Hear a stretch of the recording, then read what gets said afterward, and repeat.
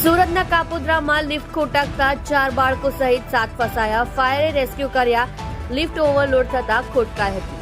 કેશવ સૃષ્ટિ એપાર્ટમેન્ટની lift overload થતા ખોટકાઈ.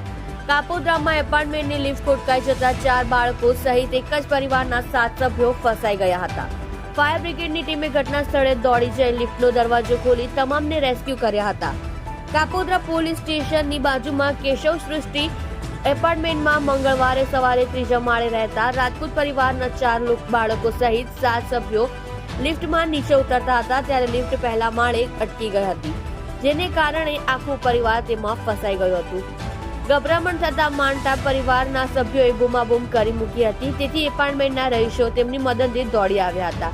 બનાવની જાણ થતા ફાયર બ્રિગેડની ટીમ ઘટના સ્થળે દોડી ગઈ હતી. ફાયરની ટીમે કોમ્બી ટૂલની મદદથી ગણતરીની મિનિટોમાં લિફ્ટનો દરવાજો ખોલીને પરિવારના સભ્યોને સલામત રીતે રેસ્ક્યુ કરી લીધા હતા.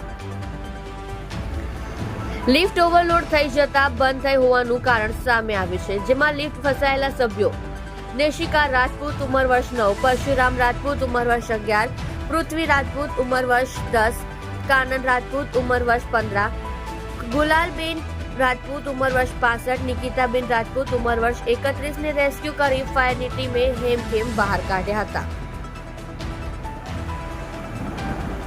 જુઓ રાજેશ મગલે સાથે સુરત એક્સપ્રેસ ન્યૂઝ ચેનલ.